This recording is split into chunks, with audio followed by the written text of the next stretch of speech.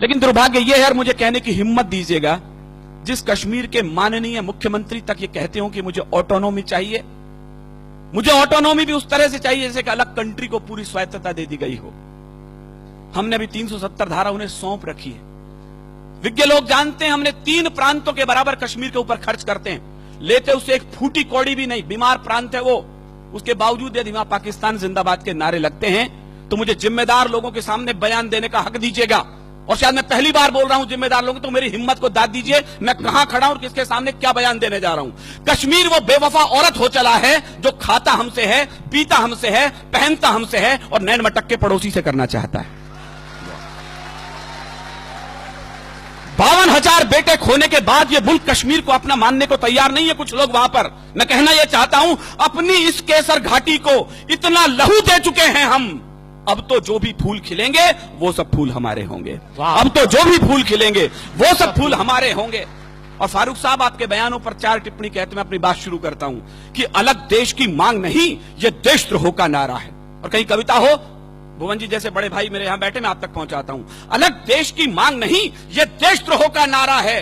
ठंडी झीलों से निकला जो जलता सा अंगारा है, उन बेटों से गद्दारी है जो पर्वत पर सोए हैं। या पुलिस के जवान और सेना के जवान हैं, मैं आज की शाम उन्हें अपनी कविता सौंप रहा हूं। उन बेटों से गद्दारी है जो पर्वत पर सोए हैं, ना इंसाफी है उस मां से जिसने बेटे खोए हैं। और तुमको भी फारूक जी इसका, मुझे एक एक श्रोता के हाथ खड़े करके तालियां चाहिए इस बार मैं ठीक बोल रहा हूं तो, तुमको भी फारूक जी इसका सचमुच ध्यान रहा होता अगर तुम्हारा बेटा सीमा पर कुर्बान हुआ होता। अगर तुम्हारा बेटा सीमा पर कुर्बान हुआ होता, अगर तुम्हारा बेटा सीमा पर कुर्बान हुआ होता।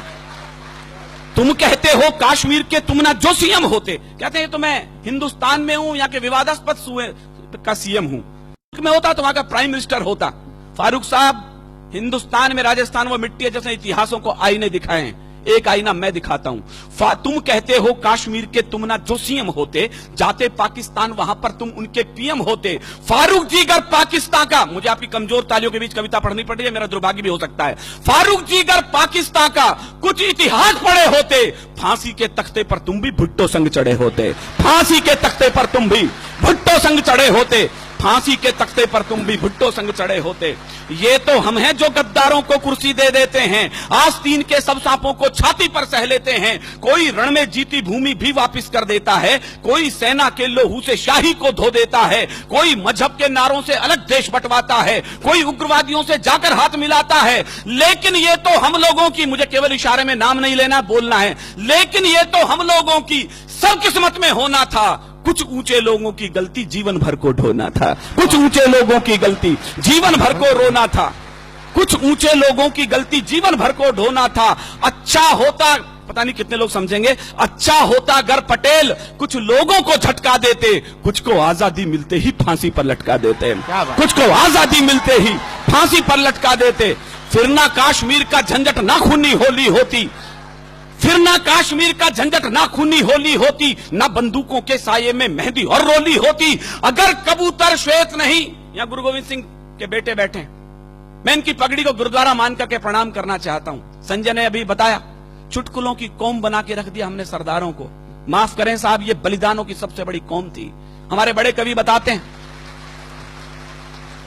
123 ऑथेंटिक फांसी हुई है पहले स्वाधीनता संग्राम में। आपकी तालियां इस बात को फख्र से बड़ा कर सकती है उनके बलिदान को कि 83 बेटे सिख मां की कोख ने दिए थे उसके लिए। क्या बात। हरिओम जी लिखते हैं, हम कर्जा खाए बैठे हैं गुरु गोविंद की कुर्बानी का, हम क्या एहसान चुकाएंगे उनकी आंखों के पानी का। हम उनकी गणना करते हैं आजादी के आधारों में, जिनके आगे जिनके 2-2 बेटे चिन गए दीवारों में, जिनके आगे जिनके 2-2 बेटे चिन गए दीवारों में। चापेकर बंधुओं के अलावा केवल दूसरा बलिदान गुरु गोविंद सिंह के परिवार से आता है। 4 बेटे थे, चारों के चारों युद्ध में और चमकौर के युद्ध में बलिदान हुए।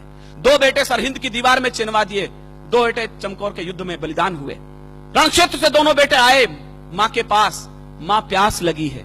मां ने कहा शर्म नहीं आती रणक्षेत्र में खड़े हो, शत्रु के लहू से प्यास क्यों नहीं बुझा लेते। क्या बात। दोनों के दोनों बेटे बलिदान हो गए। मां की आंखों से आंसू आने लगे तो गुरु के पास गई, 4 बेटे थे, चारों तो बलिदान हो गए, अब क्या करूं इस खाली कोख का। जो उत्तर दिया गुरु गोविंद सिंह ने, मेरे रोंगटे खड़े होते हैं। देश धर्म के वास्ते वार दिए सुच्चार, मत बजाना विनीत चौहान की कविता पर तालियां। यदि उठ सके तो उन बलिदानियों के नाम उठे जिनकी बदौलत आज हम यहां खड़े हैं। देश धर्म के वास्ते वार दिए सुत चार, अरे चार मरे तो क्या हुआ, ये जीवित कई हजार। वाह वाह, चार मरे तो क्या हुआ, ये जीवित भाई, कई क्या बात है विनीत हजार। भाई, चार वाह, मरे वाह। तो क्या हुआ, ये जीवित कई हजार। वाह। अगर कबूतर श्वेत नहीं, मेरे इशारे की भाषा, मेरी मजबूरी देखिए मुझे किन लोगों के सामने क्या बोलना है और अपनी बात भी कहनी है। एक आग का दरिया है और तैर के जाना है। मुझे दोनों पक्ष प्रतिपक्ष के लोग बैठे हैं और अपनी बात कहनी है। अगर कबूतर श्वेत नहीं, मैं आपकी बौद्धिकता पर छोड़ता हूं, इशारे पर अपनी बात कहता हूं। अगर कबूतर श्वेत नहीं, हम गुरु के बात छोड़ देते तो लाहौर कराची को हम दिल्ली तलक जोड़ देते। वाह, वाह, तो वाह। लाहौर कराची को हम दिल्ली तलक जोड़ देते। अब भी अटल इरादे लेकर भारत के लोगों जागो, शांति मंत्र की पूजा छोड़ो, दुश्मन पर गोले दागो। शांति मंत्र की पूजा छोड़ो, दुश्मन पर गोले दागो।